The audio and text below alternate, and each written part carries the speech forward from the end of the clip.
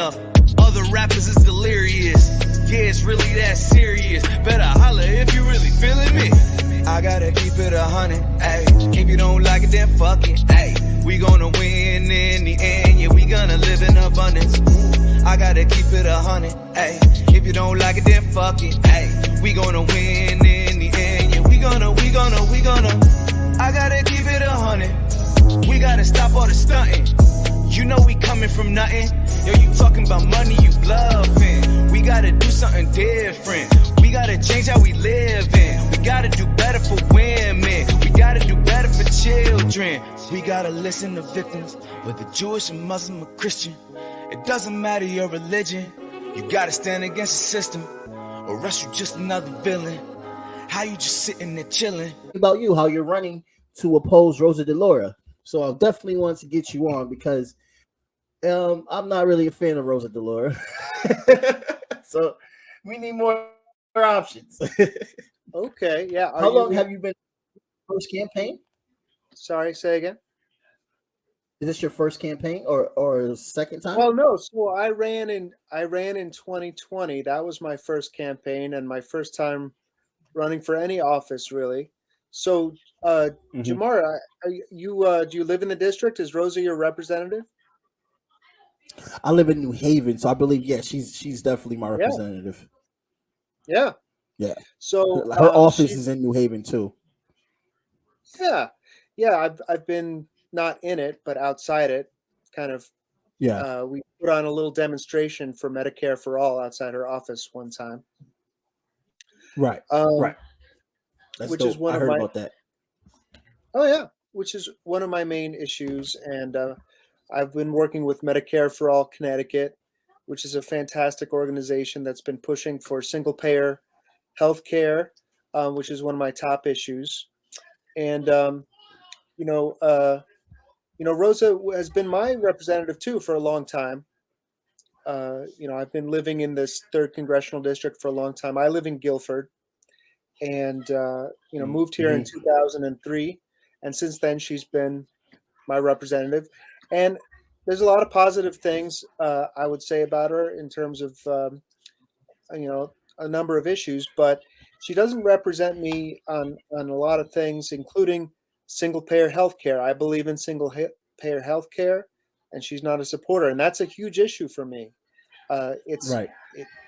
It means that we give healthcare to every American, and it no longer becomes an issue of whether you can afford it. It just becomes an issue of everyone deserves it, and we can afford to give it to everyone, and we should be giving it to everyone. And not only that, but if this were some expensive idea, I can understand people objecting, but it actually is less expensive than our current system. So really, to me, it's a moral imperative that we switch over to a single-payer system like so many other countries have done. And she's not on board. And, another major issue for me is the military spending that we do. Every year our military budget goes up and up and up. It's going up again this year. Biden just put in a request for $30 billion. And Representative DeLauro usually rubber stamps these budget increases for the Pentagon. And I'm not okay with that because that's a missed opportunity of money we could be spending on needs for people at home. And exactly. So there's a few important issues that I really differ with her on. And anyway, thanks for having me on today. Oh yeah, thank you for coming on. I was planning on having you be the first guest, but my guest earlier, he has a lot on his plate, so I had to push him in on an earlier time. So apologize for the wait. Okay. But moving forward, the Medicare for All bill, just single payer in general, we already have had a lot of research done into this on how it saves money, a lot more money than what is being dished out without single payer when it comes to insurance and medical insurance. And we are literally the only, and this is just me using air quotes for because I see calling the term first world, third world, second world as some kind of a racist term, but I will use the first world term for right now. We're the only first world nation that does not have single payer health care or universal health care. Every other first world nation does.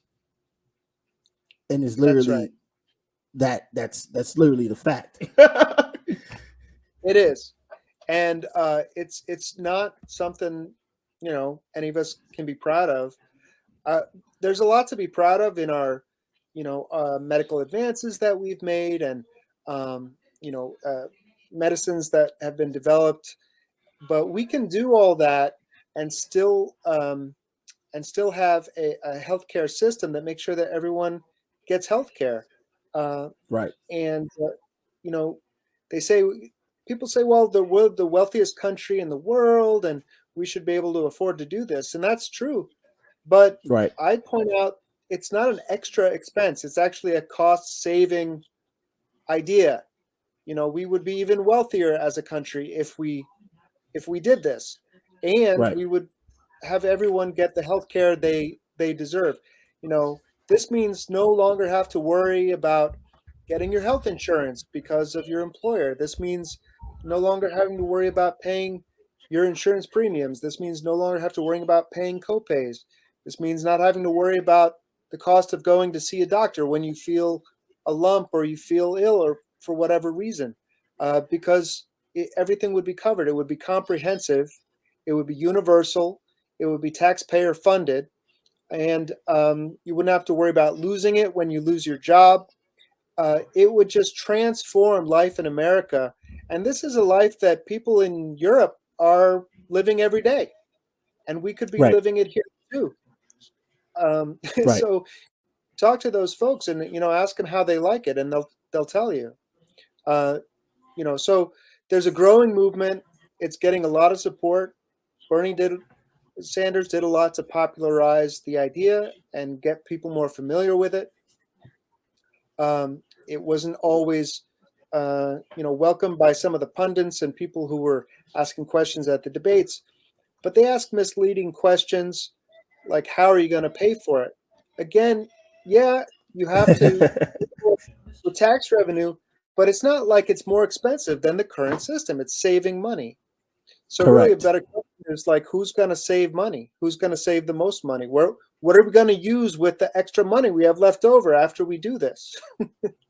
Right. Um, And when you talk about military, the military budget, and what we're seeing right now, how much they're talking about spending just for Ukraine alone, which I have a huge problem with, of course, clearly, but it, there's always seems to be money for war, and I feel like just being it's our duty to continue to tell people this, working class people that don't know this because they're too busy worrying about what's important to them, living, like raising their kids, and all this stuff. We have to keep reminding them, like, look, we could take off the burden, like even if it's just healthcare, we could take off such a huge burden for these families. We just got to keep telling them, like, look, they got all this money for military, but they don't want to put all this money in for anything that helps build a better life here. Why is there always money for military? yeah, why is there always money for war? There's always money for war, and well, Right. it could have something to do with the war industry has better lobbyists than your average citizen who's just getting by. Yeah. The average person isn't who's struggling to make ends meet doesn't have time to or the money to send a lobbyist to Washington D.C. To lobby Right. for Pentagon dollars, but Congress is surrounded by lobbyists who are asking for Pentagon dollars for trying to divide up the pie. I mean, I think we know that it's the reason, right? It's the influence of money in our system. Um, and we have military contractors here in Connecticut. My own father used to work Hmm. for Sikorsky. I understand what it is to, he was an aeronautical engineer. He helped them with the helicopter blade design. So, I understand what it is to want to, the people who are employed by such industries, but they they might be worried about losing their positions, but we can keep people employed in different industries that use similar skills. Like, my dad could have been designing a windmill propeller, like wind turbine propellers, instead of helicopter propellers. I mean, we're still going to need helicopters, but you know what I'm saying? It's a matter of priority. We need clean energy. Do we really need $750 billion of weaponry every year? Right. Spending more than the rest of the world combined on weapons of war.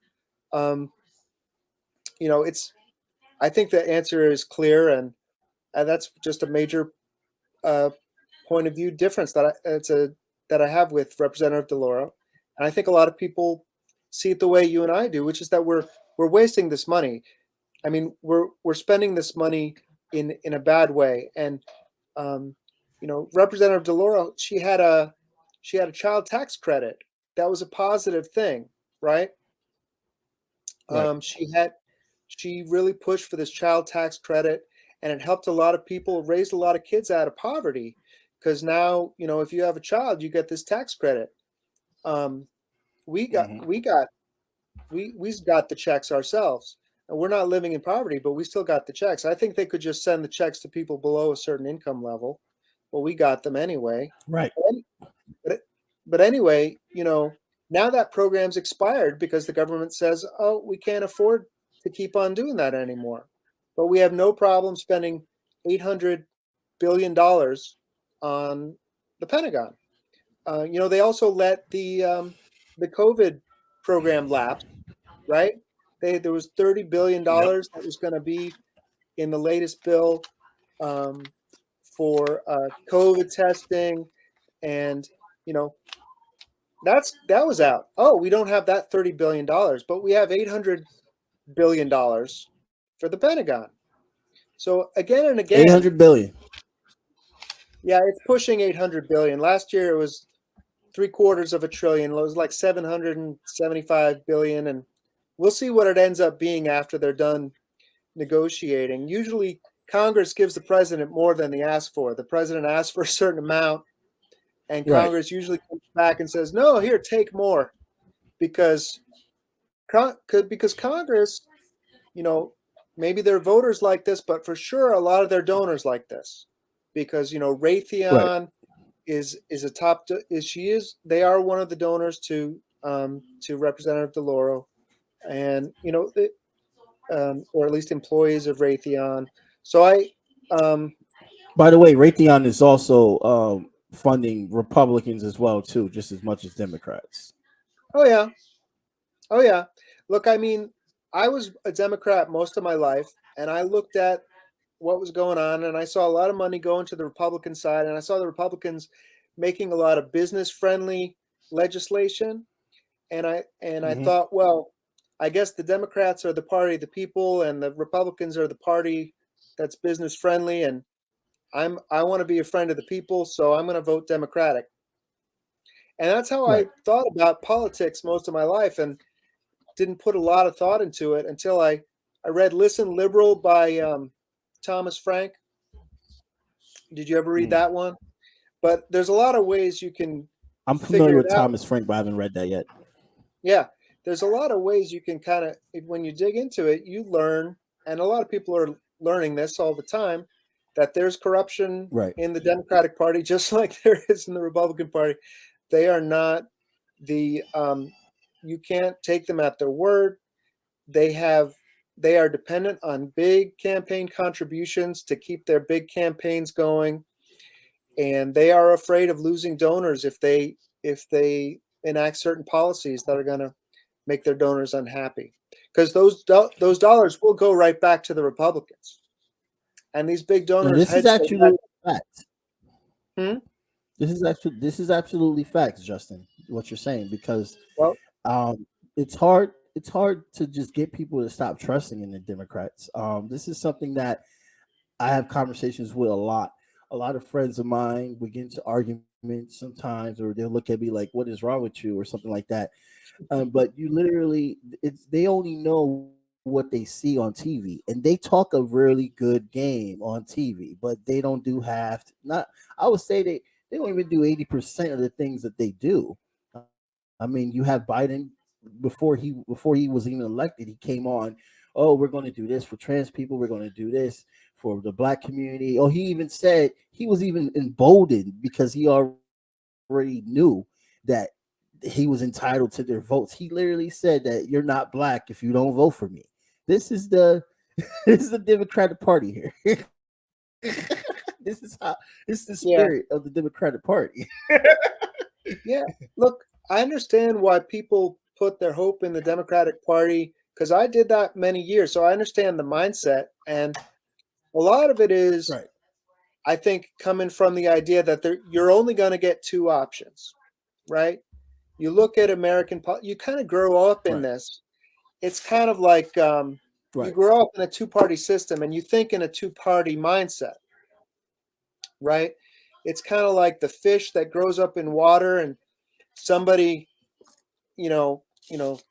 somebody asks them, like, what is it? The water's kind of hot today, and the fish is like, "What's water?" I can't remember the story, but it's something like, when you grow up with something, you're so used to it, you don't even think about that there's other possibilities. Like, with ranked choice Right. voting, we could have a multi-party democracy like they have in Europe with parliamentary system, but we could adapt our system with ranked choice voting. We could get a multi-party democracy. Oh, am I still on? Oh, there I am. Yeah, you're still on. Yeah, I'm and trying to then remove my video so I can fix the camera. Sorry about that. because in a two-party system, you look at your two options and you pick which one is better, right? And for a lot of people, and for me, most of my life, I looked at the Republican option and it was not appealing. I saw, social policy that was backward thinking, and I saw business-friendly policy, and I said, well, clearly that's not the party for me. I'm interested in helping people. I'm interested in protecting the environment, and so it's a no-brainer. I'll just be a Democrat. But that's the way you think if you think in terms of, well, there's only two options. And unfortunately, our system is set up to really keep us keep us confined and picking between those two options. And there's a lot of work the Democrats do to keep Green Party people off the ballot or third parties in general. I Yep. believe you have an association Yep. with the Socialism and Liberation Party. Is that right? Yes, I do. I've been a member of the Party for Socialism and Liberation for about 6 years now, and have worked with Peter Gosselin on his campaign with the Green Party, and I've seen the bullshit that they have done to you guys. Would you like to share what they have done on your campaign? If there's anything that comes out?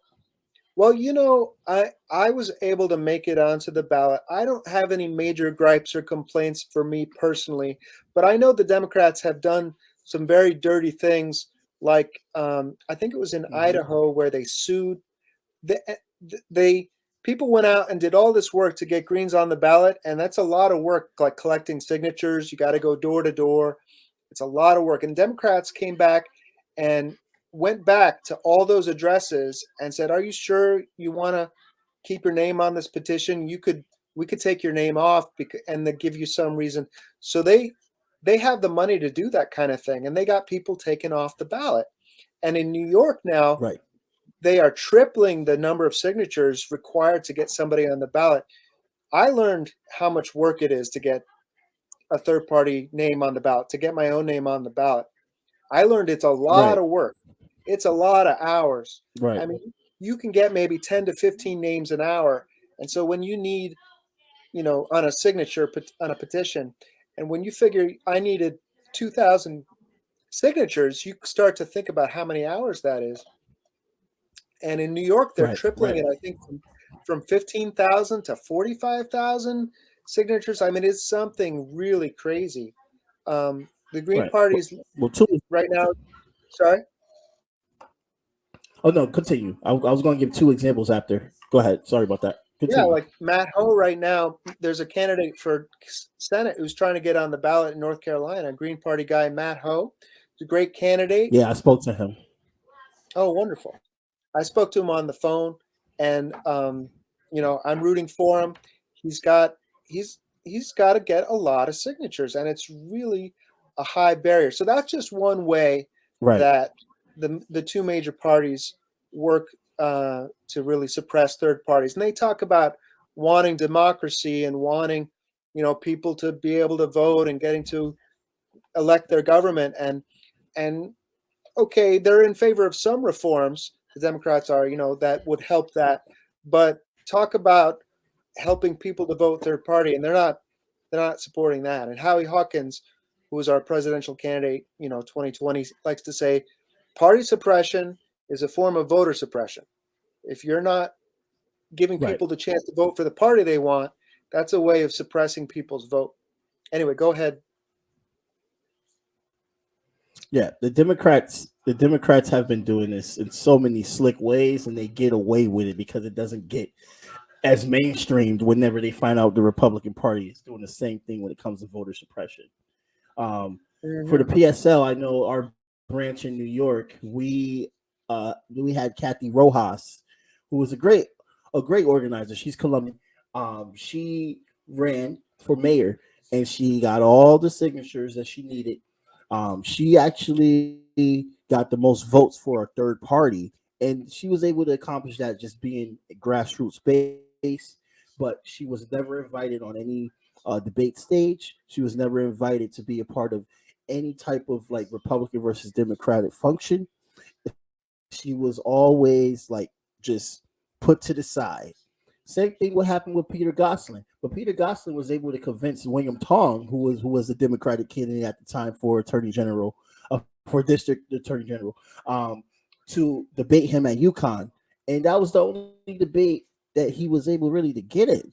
And then another huge example, the biggest example that just shows you how screwed up is what happened to Dr. Jill Stein.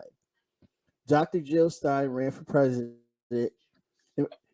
And she was literally she ran for president on the Green Party ticket, and she had such a great platform, and they did her so filth. They were not even done with her after that. They called her a Russian bot. Hillary Clinton said that she was an agent for Russia. Like, the Democrats do not play fair at all. Yeah, and they're suing her now to get back the money she won as she qualified for money for public campaign finance, and now and she spent the money on her campaign, and now they're saying, oh, you didn't quite follow the rules, we're suing you. Now you have to pay all that money back out of your personal funds. Can you imagine? It's like hundreds of thousands of dollars that they're suing her now to try and get back.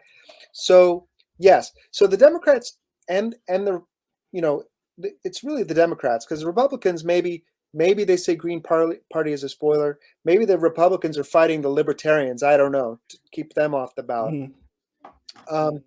But I like to point out that it's not just these kind of dirty tricks. I mean, these things are important, but there's an overlooked factor why we don't have stronger third parties in our country, and that's plurality voting. It's the fact that we only pick one name on the ballot, and you just it leads to vote splitting. It leads to the spoiler effect.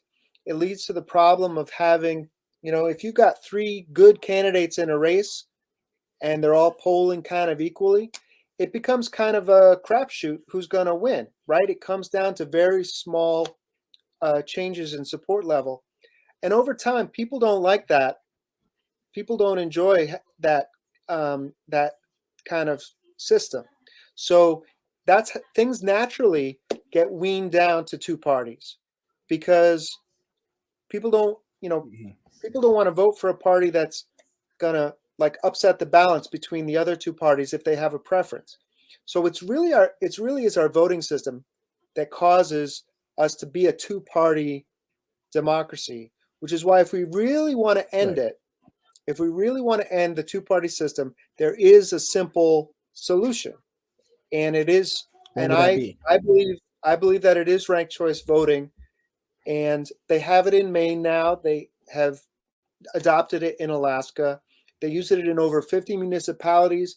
It's been endorsed by, um, I think from Barack Obama, John McCain, the American Academy of Arts and Sciences, a lot of the New York Times, a lot of academics and politicians and all kinds of people across the political spectrum who endorse ranked choice voting.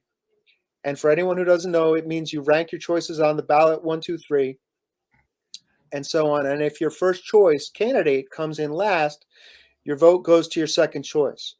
So if you just indulge me, I don't know if any listeners haven't heard the way the system works, but for example, I live in definitely Florida. explain for the listeners. Yeah, for example, I live in Florida. It's the year 2000. There's Ralph Nader, Al Gore, and George Bush running for president. I like Ralph Nader, but I'm worried that I don't. And Al Gore is not my favorite, but I like him better than George W. Bush. At least Al Gore believes in global warming. Maybe some progress will come. I don't know, but I think he's going to be better than George W. Bush. But I'm afraid of George W. Bush because he's he's an oil baron. He's the son of this oil family, and I don't trust him any farther than I can throw him. And I really don't think he should be in the White House. I mean, that turned out to be true. But Al Gore probably would have had a lot of problems too, but maybe he would have been a little bit better. The point is, people have preferences, right? Right. Things aren't all or nothing. I mean, there are degrees of evil, like we say, lesser evil voting, But so Florida 2000, I would have gone to my ballot. I would have said first choice, Ralph Nader, second choice, Al Gore, and then I probably would have left it at that. And when Ralph Nader came in third, my vote, they would have looked at my ballot and said, well, his vote for Ralph Nader is canceled, but it now is, let's see if he indicated a second choice. He did. Okay, now his vote goes to Al Gore. And there were enough Nader voters who probably would have ranked Al Gore second that would have tipped the election. And what it also does, it allows you to vote for your first choice without fear. Probably a lot more people would have voted third party, if they knew that they could have that safety net of backing it up with a second choice vote. And this is Right. what the power of ranked choice voting could really just end the stigma against third parties and let us start standing up and aligning ourselves with political parties that match our real values, instead of just lining up with the one party that stands in opposition to the party we hate more. I agree. Yeah, ranked choice vote. Did they try to use that? They try to use that for the last election, right? In certain places, but it didn't fall through. So ranked choice voting, they're using it now in Maine, and actually they passed it. I think 2018. They used it, or maybe 2016, and I think they used it in 2018 for a congressional election. That was a multi-person race, and it got used. So, there were multiple candidates, but after the first round, they looked at all the first choice votes, and one person came in last, and that person was eliminated. And all the people who voted for that person as their first choice, their votes went to their second choice, and that ended up determining who won and got a seat in Congress. So it's being used already for federal elections. And of course, there were suits after the fact, but it got upheld. So it is legal. It's being used in Maine, and they're going to use it in Alaska this year for the first time, because I think it passed in 2020 in Alaska, if I'm not mistaken. That's really good, because right now, like, our democracy is a debacle, and now there's reports coming out of what happened in the last election with Biden, how a lot of black votes weren't counted, how there were a lot more other votes for Trump and all this stuff. Well, I'm just hearing all this new information, and it's telling me that what I don't even actually one thing I don't actually know what to believe, because you heard Donald Trump saying for a while after the election happened that he was played, that the Democrats have stole the election, and that was part of the reason of him getting all these January Sixers to get crazy and storm the Capitol with their insane rhetorics and racism and stuff like that. And then you hear about his election as well too, where they say that maybe the Republicans have stolen their election. It's a point the fingers at each other type of race, and then they also said the Russians helped steal the election that year as well too. So ranked choice voting, I feel like, I mean, first of all, at this point, I'm like, nothing should be electronic at all. Right. Do not make anything electronic. Right. Ranked choice voting, yes. And I feel like we'll have a more transparent election. Something like how a Bolivia election was proven to be transparent. How we are a leading nation in the world and we can't have a transparent election, but poor countries can. Like, yeah, sense. remember, you think, oh, we're supposed to be a shining beacon of democracy, and then on election day you see these lines that are like 3 hours long, 4 hours long, people waiting to vote. It's a crime. Voting should not be that hard. That's denying people what should be a constitutional right. Unfortunately, it's not in the Constitution that you have a right to vote, which is why people who want to suppress that vote have been able to, get away with a lot of bad things over the years, like poll taxes. And I mean, of course, originally there was slavery, and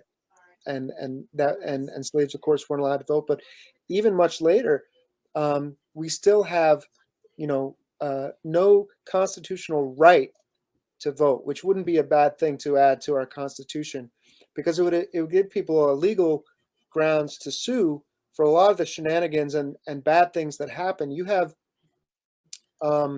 people, secretaries of state that are probably partisan, who will decrease the number of voting machines in the districts where they don't want to see a lot of votes. And these things keep happening in the 21st century.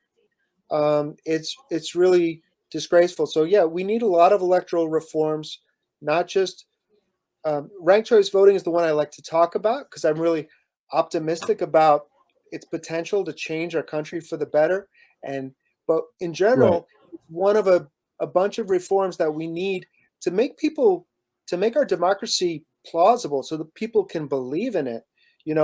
A lot of people don't even believe that their vote is counted. They don't even believe that it matters if you vote or not.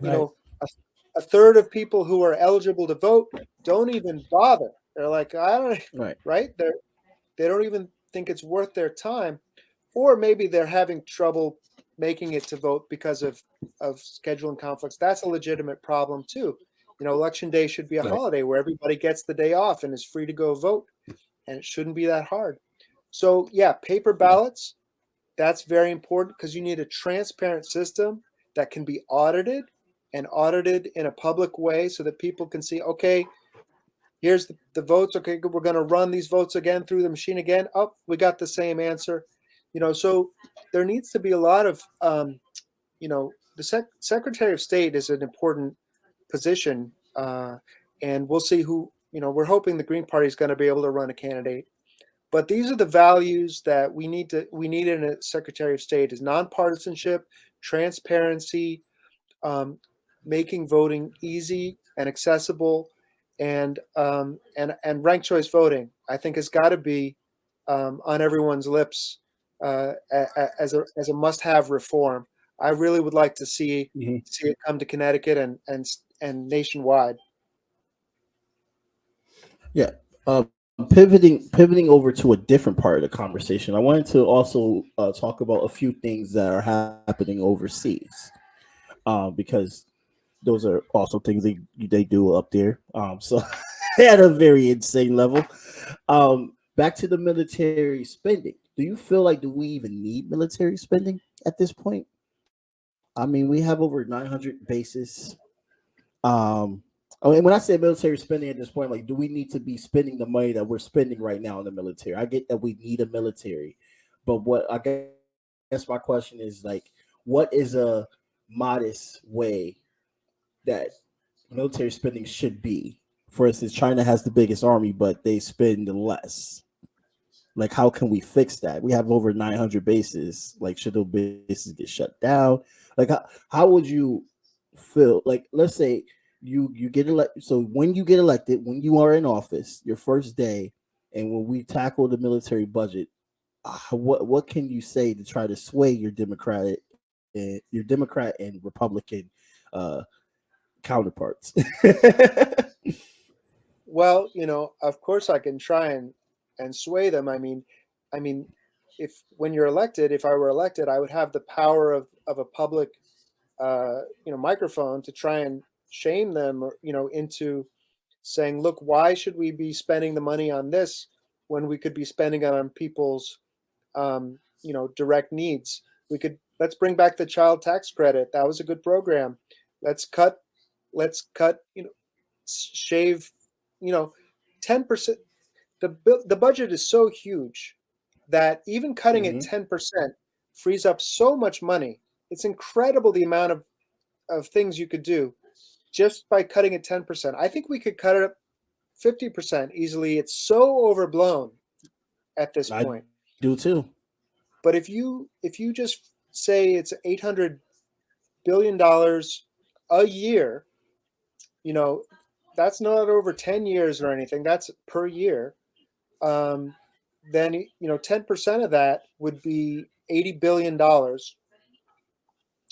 which would be enough for universal pre-K and universal public college, um, and it would be enough to end homelessness and hunger.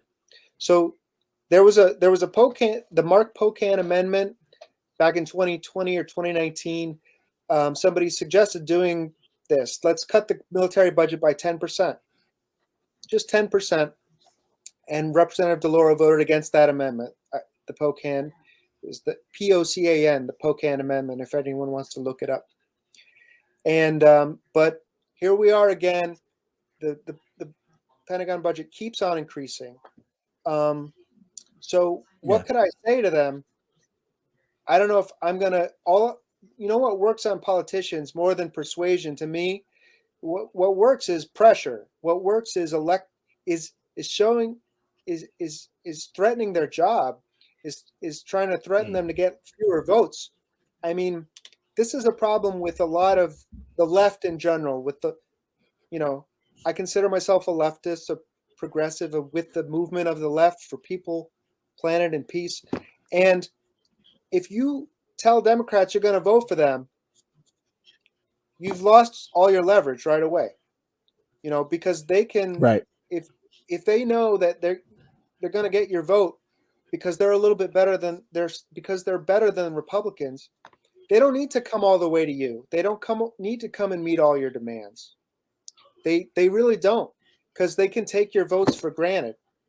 And that's the problem with the two-party system, is that it doesn't leave. There's no. It's a limited playing field. There's nowhere to go. There's nowhere for Right. you to go. That's your political home. There's no way to threaten these people with voting for someone else.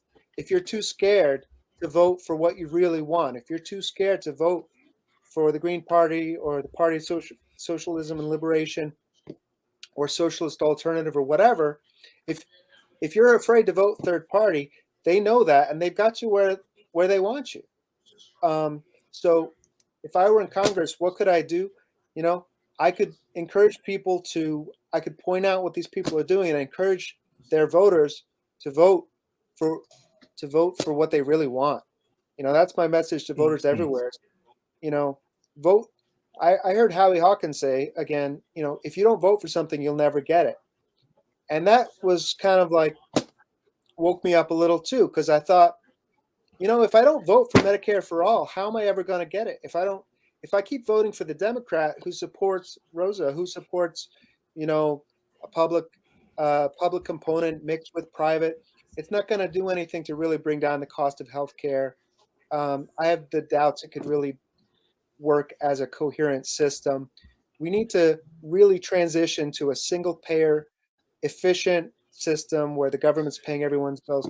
If I don't vote for that, how am I ever going to get it? I can try and convince. What am I going to try to convince Rosa? People have been trying for 30 years to convince her to support single payer. She's not going to change her mind. The only way to change what we're getting is to be willing to vote for it.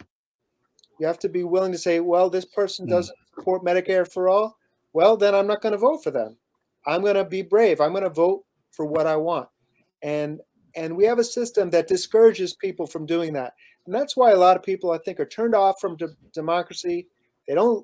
Our democracy, turned off from our system. I mean, democracy could be so much better if we had a system where you get to go to the ballot and express your real preferences. And I think we'd have a more representative democracy. It'd be more fun to go vote. You get to go and really express your preferences. So that's what I hope to see. Yeah. When people found out that the people that pay attention to my podcast, because I only have like a few hundred people. So a few of them that live in Connecticut that know about your campaign, a few of them messaged me and they were asking questions about Palestine and Israel. And they want to know, what is your stance? This is one of the questions that I have from the audience. What is your stance on Palestine and Israel? Okay. Yeah. Well, I learned about. I had a friend in college who had lived in Israel, and I learned a lot about the history of that conflict from him. But I came to a different conclusion than he did from the history. I think it's hard to get Americans to understand what's going on there because we don't really get educated very much about it. We don't really get. You have to dig for it. You have to really, and we don't get both sides of the story. We don't really hear the side of the story from the Palestinians. But here's the truth. The truth is that since 1967, when there was a war, Israel has been occupying the West Bank, which is the section on the east side of Israel, and that's all. Also, and since then they were occupying Gaza. Now, Gaza, there's a little different story with Gaza versus the West Bank, but they've been occupying it with their military. And so, Israeli tanks, it's military rule. And there's millions of people in this territory. And so if you believe in democracy, if you believe in self-determination, you have to say that it's your goal that these people should be able to have democracy. These are people who deserve democracy just as much as you and me. And for whatever positives you may say about Israel as being a safe haven for the Jewish people who have been persecuted, you have to say, well, if you believe in justice for everybody, you have to look at the situation of the Palestinian people and say, this is not a sustainable situation. It's not justice to have people go for 50 years and there's been no progress towards them being able to get self-determination, to be able to live in a democracy. And I think a lot of people don't really understand, aren't familiar with the details of what's going on over there, because they'll say, well, Israel is a democracy. Well, yeah, it's a democracy for the territory within Israel, but it's not a democracy over here. It's not a democracy. Those people don't have a vote. They don't have a government. And without getting into the finer details, but it is a situation that is just not sustainable, and it's been going on so long, for 50 years, that you know, I, I, I, I try not to be pessimistic, you know, but I think it would help if more people would understand this. It would help if more people would understand that there is an unjust situation going on, that we need to find a resolution where everyone can have right to self-determination. And a lot of people are leaning now towards saying, well, maybe that means a one-party solution where just everyone in this country is an equal person with equal rights, and it's one country. And I like that model because that's the model we have here in America. We have separation of church and state. Everyone has a right to vote. It doesn't matter your religion. I think there's the founding fathers. There was a lot of wisdom when they decided we're going to set up our constitution this way. Israel had their motivations and their reasonings for wanting to be a Jewish state, for wanting to have a religious, a preferred religion associated with the government. But my feeling is generally it just doesn't work. Like I understand their motivations. I mean, at the time, but my feeling is it doesn't work. Because over time, you need to protect the government needs to protect everyone in a state equally, and not favor one religion over another. It's a principle that's worked very well for the United States, and I believe in that principle. I grew up believing in that principle, and I think that you can't apply it selectively and say that it makes sense here, but it doesn't make sense there. If it makes sense here, it makes sense there. That a state should be secular. A state should not, and so a one-party solution where everyone in the country has equal rights. I think because the two-party solution rested on having territory this would be Palestine and this would be Israel. But if you look at what's happened on the ground for the last 50 years, is that Israel's been building settlements and settlements and settlements within the West Bank. So unless they plan to make all those people citizens of Palestine, I don't see, there's no geographical two-state solution anymore that makes sense geographically, Right. that I see if you look at a map. Right. So I want to see peace in the Middle East. I think that I do. My feeling is that a one-state solution where everyone has equal rights is going to get us there. And yes, you have to And protect. that could be either as Palestine or either under as Israel, but a one-state solution. Yeah, I don't know. Call it Israeli-Stein or something. I don't have a name for it, but yeah. Well, before the Zionists came in, it was Palestine, and Jewish people, Palestinian people, and Muslim identifying people and Christians were living together. yeah. And I don't see.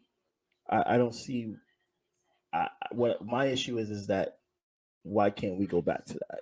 And it just shows the Zionist element that just needs to. And I say Zionism. When I say Zionism, I'm talking about far right, colonial, idealistic views that say they are Jewish. I'm not talking about the Jewish faith. I'm talking about Zionists. I feel like Zionism is different from Judaism, which a lot of Jewish people have also told me as well too. So it doesn't make me lead astray. But I have so many friends that are Palestinian. I used to work for Palestinians, and it's really such a. My heart really goes out to them, and stuff like that. And I guess so a few people have heard you speak before. I don't know where at or at any other meeting, and I guess a few of them wanted me to ask you because they wanted clarification on what your stance was for Israel and Palestine. That's why I asked the question. Sure. I mean, the question was asked at the debate. I got to be in a debate, with Rosa DeLauro and Margaret Stryker, and it was at the Okay. JCC. You know, I you know, it's such a difficult issue because I mean, there's been a lot of bloodshed, there's been a lot of misery. You know, I think we're inheriting a situation that was not well planned and established from the beginning. And like you said, the area used to be a lot more peaceful. Um, you know, Yeah. the you know what the Jewish people suffered in World War II is unfathomable. And I can Yeah. understand like there being some motivation to create a safe haven for Jewish people. Like I can understand I can understand if your people I get that. Yeah. are persecuted and being slaughtered. Like I can understand that you want security, and it can make sense to want to have a state where you're going to have your own army and you're going to be safe, right? I can understand that, but the problem logistically was where do you put it, and the place they found they wanted to put it, there were already people living there, and Right. that's what's created all the problems. Because they Right. didn't want all the people living there who weren't Jewish to be part of the new state, and Right. that's where the problem with mixing religion and state come in. Um, you know, for a long time, I did think a two-state solution was maybe going to happen, and it would be a win-win, and we could have Hmm. Jewish state and a Palestinian state, and maybe I that the Israeli government hasn't really been pushing towards that. All I see them is giving it lip service and building more settlements, which the UN keeps condemning. Yeah. Honestly, Yeah. I want peace. Nonstop. Yeah, I want the UN keeps condemning it. I want peace. I want people to have their rights of self-determination. Um, there was for a long time, I hoped that could coexist with Israel being a Jewish state, because there's a lot of people who want to see that. Although I always had my reservations about mixing state with religion, but you know, I was hoping for some kind of win-win situation that would make everybody happy. It's not working out that way. Right. And there's so much suffering that's going on right now in Palestine that a lot of people are not in touch with. Um, and and and then it flares up every few years. Every 5 years, there's violence that flares up, and people react and say, "Oh, where did this come from?" And "Oh, we have to stand with Israel." And look, I mean, we should be addressing this situation right now. Like between episodes of violence, they should be pushing for um, for the people of Palestine to have representation, to have self-determination, to have Right. democracy. Until Right. that happens, until that happens, there will never. This will go on and on. This conflict will go on and on and on. Well, what I'm hearing here is that there's there is a huge example with you uh evolving within this stance. Yeah, a huge example of you looking at everything that's on the table within this stance.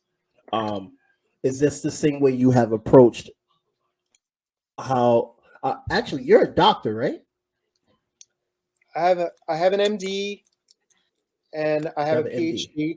I have an I got my MD. I did 2 years of clinical pathology residency at Yale, which is why I'm in the area. Hmm. And then I did a PhD in investigative medicine. My thesis was on virology, oncolytic viruses, and I did Hmm. 5 years of that. Then I did 10 years of postdocing, which is just like research in a lab at Yale. And so I haven't spent a lot of time, actually treating patients. And then I retired from science and medicine, and I focus on music and politics. Um, Hmm. but yes, I have a medical background. So were you always so my reason why I asked because was you always pro single payer healthcare while you were practicing, or was this also an evolved stance as well too? That, it's funny. I evolved on that too. Um, it's kind of Hmm. like it's kind of in a similar way. It's once I learned what was possible. I understand. I I always had aspirations for you know what's what I would like to see, but until you learn, hey, there's a way we could actually do this and make this possible, it's hard to really get your hopes up that it could actually happen. I thought our system just sometimes it seems so entrenched, like things, the private insurance system seems so entrenched, it seems so dug in, and this the structures, everything built up around it, um, that how could we ever change? And um, you know, I remember when I was working at Yale, there was a table for students for a national health program, or it was just associated with physicians for a national health program, which I'm a member of here in Connecticut, and they were talking about single payer healthcare, and I was Hmm. asking them questions like, "Well, could this really happen? Do you think it's possible?" So my attitude is I'm always open to learning, and that I'm on a journey like everybody else. I'm learning every day, and I'm always looking for the best possible solution. And but I have fundamental values of fairness. I want Right. people to be I think people have fundamental rights. Um, I think that includes you know the right to a safe, healthy environment, opportunity to work, or and and I think in our country we can make housing and food a right because we can afford to do that. It's not Hmm. that expensive, and what you get as rights kind of depends on what the government says it's going to give you, and we decide that. We get to decide that. It's a democracy, so Right. healthcare. We can make healthcare a right in this country. We can make food and housing a right. We can keep people from having to live in on the streets and and being homeless. We Right. that's actually very inexpensive problem to solve. But again, the homeless don't have a great lobby, right? They're not spending billions, millions on lobbyists like the defense industry. But it would actually be a Hmm. drop in the bucket to house the homeless in terms of our budget. Yeah. And this is where I'm going with. We're going to wrap up soon because I only do this show for an hour. So, um, that's what I'm getting from you. That you're someone that has no problem with talking to people and having a discussion and learning off of what information you get from them. Also, giving them information that you have as well too. So that automatically would you compare to Rosa DeLauro, she doesn't give me that type of vibe, and I've spoken to her a few times. I've never had that type of like understanding. You know what I'm saying? And we we need people in Washington like that because there's not that many. I mean, maybe you have the squad and all that, and they're giving Ocasio Cortez shit as she should be given shit for not being around when Amazon and Staten Island has unionized and been fighting to unionize. And it's Good just news. it's a whole lot of great news, Yeah, great news. And it's just so it's like what happened to the listening? What happened to being connected with your district? Um, I I can't think of any time I see her around with any big thing that's going on. The CRB was a very big thing. When that bill got passed in New Haven, we literally were the first city in Connecticut to pass a civilian review board to hold cops accountable.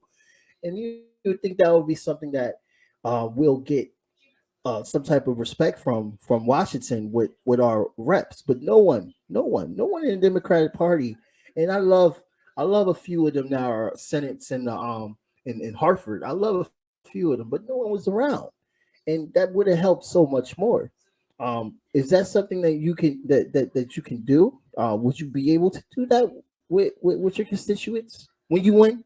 Let's talk about when you win.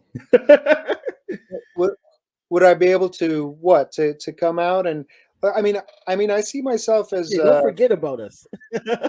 look I look yeah look I'm I'm doing this as an activist, right? Like I never had the Mhm. ambition to hold office, but I've always been I've been gone to the marches, the climate marches and the peace marches, and I was out there with Black Lives Matter, and um, you know I I consider myself an activist, and this is a way. Running for office, I realized was a way I could get my voice heard more, and I also realized that the whole left is pinning their hopes on the Democratic Party. That's not working as, as a strategy for the movement. We're not getting peace from the Democratic Party. We're not going to get Right. dramatic environmental change from the Democratic Party. Uh, you know, we we're just not, because we are taken for granted. We are, our votes are. They know we're gonna. As long as they know they're gonna get our votes, they don't have to capitulate to these demands that they know are gonna hurt their fundraising. And they are raking in the money from donors. I mean, it is big business. I mean, they have, you know, Rosa raised over $1 million for the campaign in 2020. She didn't really need hardly any of it, but you know, Yep. it costs so much money to compete in Right. on that playing field, and third parties just never going to have that kind of. I mean, it doesn't. I hope someday, but I want to see public campaign finance, right? I want to see that all candidates are put on an even playing field. We all get the same amount of airtime. We all get the same amount of money, and it's publicly funded. And this is an investment in our democracy. And instead of Mhm. those with the deepest pockets get to the loudest voices, that's something I've wanted to see for a long time. But we need to end the two party system. It's not working for these movements, for the peace, because we have to be willing to take away our vote somewhere else. You know, Biden was a supporter of the Iraq War. The Iraq War, you know, I was so tragic to see this unfolding in real time, to see this catastrophic decision being made to go to war, when I knew this was just an immoral thing that was about to happen, and the violence that was about to be unleashed. And we went out Right. in the streets and marched for it. But then this same movement, we're asking them to vote for Joe Biden because, he's not Donald Trump. Joe Right. Biden was a cheerleader for the Iraq War. So until the peace movement is going to stand up behind someone electorally who really represents their values, um, they're not going to see you're not going to see your goals represented, because you're not voting for them. You're not voting for the people who represent your values. You're voting for the people who you don't represent your values. Mhm. You're not going to. Yep. So to make all that work, you need multi-party democracy, and to get multi-party democracy, you need ranked choice voting. Right. And also just with Joe Biden, his son Hunter Biden is on the board for the oil, one of the big oil companies in Ukraine. So that should sound people alarms on why he's, instead of trying to talk about peace, he's more about being more war hawkish towards a country that has nuclear power, just like we do. No talks about peace, just talks about escalation. It could be There's so because of much, the money him and his son is getting. Honestly, all you know, about oil. yeah. So much of our foreign policy is driven by fossil fuels, natural gas, where the pipelines go, um, making sure we have kind of, a military basis to support, to protect the fossil fuel infrastructure. It's a huge, you know, it's horrible for peace. It's horrible for security. Um, I mean, it just destabilizes the world, and the people who end up suffering are just the average person who's not involved in any Right. of these decisions. These are global powers making decisions about where we're going to get our energy, where we're going to get our oil, and that's Right. what's driving so much of our foreign policy. Why are we sanctioning Venezuela? Because they don't want to. Um, they want to keep their oil as a public good. They don't want to play ball with the private oil industry who wants to come in like we wanted to with Iraq. It's um, where was I going with this? So we need renewable energy, we need wind, we need solar, we need to completely get off of fossil fuels. I mean, even George W. Bush said we're addicted to oil, and he understood that it's a problem. It's a huge, huge problem. Oil has Right. packed so much energy into a little package, and um, it makes life easier, but it creates so many problems. We have to change our way of living. And I'd like to see us sustain our quality of life or improve our quality of life. But um, but the collateral damage caused by oil in terms of war and also as is happening with climate change is just not worth it. And so it's just sad to see that we're not pushing harder right now for clean energy, that we couldn't get it in anything serious out of Congress in terms of clean energy. It's been Right. I've been, we progressives who have been wanting to see this happen for so long, it's very frustrating. It's been decades, and it just feels like time's short and the water's rising, as my mother used to say. That was one of her favorite phrases. And that's what's happening. Literally, is we're running out of time, and the sea level is rising. Um, Yeah. and until we again, we have to go out and vote for people who really support the taking this seriously and are not just giving it lip service. Right. It's deadly serious. Like, your vote is important. Your vote is very important. When you vote, make it count. And when you people talk about throwing away your vote on a third party, no, they hear you. They know what's happening. And and remember, they're the ones who have the power to implement ranked choice voting. If the Republicans and the Democrats are worried about losing votes to third parties, well, go ahead and give us ranked choice voting, because then you'll get some of those votes back as second choice votes. Don't put that on us. Don't put that on us, that we're ruining your two-party game. You can make this a multi-party democracy. They have the power. Um, Right. don't punch down. Put the onus is on them. The responsibility is on them to make this a better democracy. And they can find you at justinforall.org. JustinForAll.org. It's a work in progress. I've just been learning how to build my website and take control of it myself.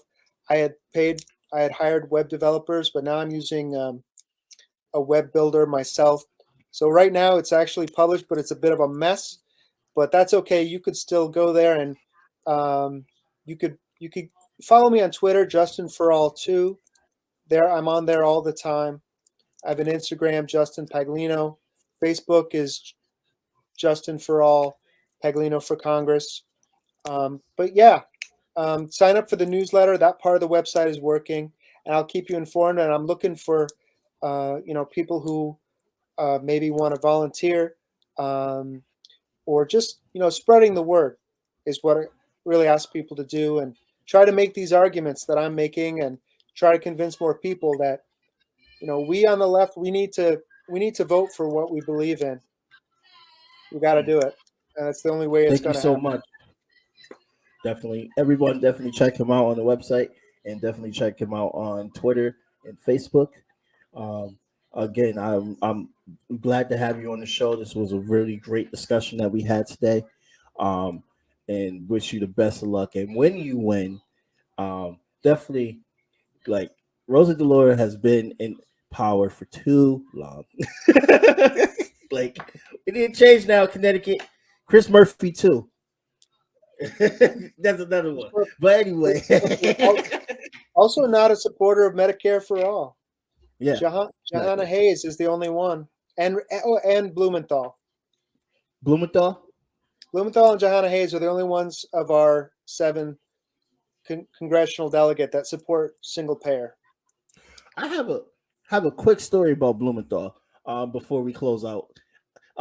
Blumenthal, I saw him speak in Hartford at a rally. This was about, I think, 4 years ago, and he was it was a rally that happened right after the shooting happened in Florida, the mass shooting that happened in Florida, and so demonstration with a lot of kids there and stuff like that. And Blumenthal went on stage and he said something that really shocked me, that literally took me out for a few seconds, just a few seconds, because I have saw him speak multiple times before. He literally said, "We need single payer health care." He said that. And I was like, what? Wait a minute. Did you talk to Chris Murphy about this first? So I looked directly at Chris Murphy when he said that, and Chris Murphy had no expression. Nope. He's gonna let that one slide. Yeah, he doesn't want to have to comment on that. Right. I just thought it was a really cool exchange that just happened. I'm like, this dude literally just said single payer healthcare. Yeah, there are 118 Democrats who support single payer, roughly, to co-sponsor the legislation, but it's not being brought to a vote. Nancy Pelosi is not going to bring it up for a vote. And, did you see what happened in California with their single payer healthcare bill? Yeah, it didn't get pushed through. It got pulled. The governor, it's Gavin Newsom, right, said he was a supporter, and the legislature is like a Democratic Party supermajority. They totally had the power to make it happen, and a lot of them campaigned on it. Gavin Newsom campaigned on it. Right. They have no one to blame but themselves. And they'll blame Russia, though. Yeah, they'll find someone to blame. But when they have the power to give us when they have the power to say no to their lobbyists and corporate donors and say yes to the people who want single payer, they said no, we're not going to do it. Right. So, it's one thing to say it, and it's another thing to actually do it. And exactly. I remember when Barack Obama said he was going to support the public option, and I was like, okay, that's good. I guess that's a step in the right direction. And then once he was elected, I never heard him say anything else about the public option, except for that it wasn't important. He would argue. So, I've been disappointed a lot. There's a lot of politicians that I believed in, that I put a lot of hope in, and then got disappointed. Right. So don't just listen to what they say. You got to watch what they do. Exactly. Thank you so much for coming on, Justin. I'm not going to take any more of your time. Love to have you back on for another time, and keep on fighting, brother. All right. Thanks for everything. Great to meet you. Thank you. Yeah, nice to meet you. Yeah, definitely. And everyone that's watching, I hope you have a really good day. Happy spring, and have a good day. Collectively transforming community, peace in our human family, volume and unity, divine light shining individually, collectively transforming community, peace in our human family.